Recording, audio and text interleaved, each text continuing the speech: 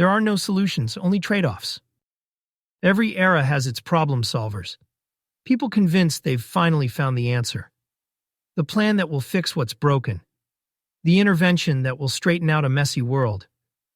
They want to eliminate poverty, redesign institutions, eradicate disease, correct history's mistakes. And almost always, they mean well. But if history teaches us anything at all, it's this. Some of the worst outcomes began with the purest intentions. There's a line by Sevareid that's always stayed with me. The chief cause of problems is solutions. And another, sharper still, from Sowell. There are no solutions. There are only trade-offs. At first, that sounds bleak, almost cynical, but it isn't a rejection of progress. It's a warning about overconfidence. Because the real world doesn't behave like our plans. Why solutions so often create new problems? Most solutions focus on what we can see right away. The first-order effect, the visible improvement. But the world isn't linear. It's layered, interconnected, adaptive. Change one part of a system, an economy, an ecosystem, a culture, and the rest responds. People adjust their behavior. Incentives shift.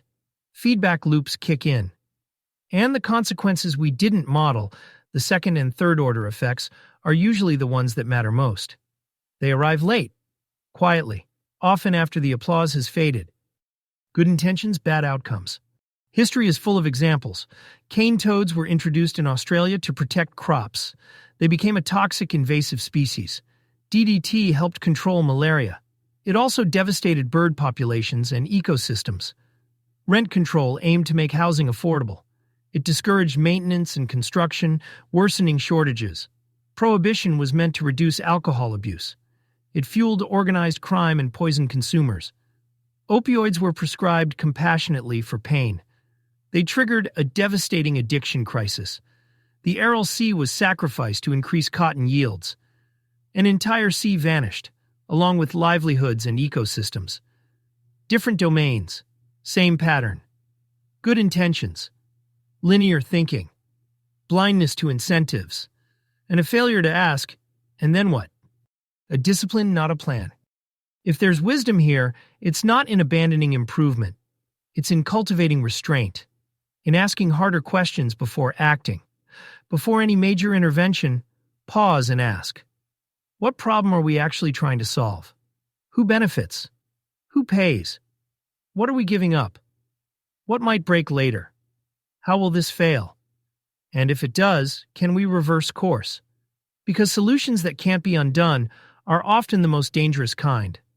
Small steps beat grand designs. Experiments beat certainty. Humility beats brilliance. The quiet wisdom of trade-offs. When we accept that there are no clean solutions, only trade-offs, we stop pretending we can engineer perfection. We start practicing stewardship instead.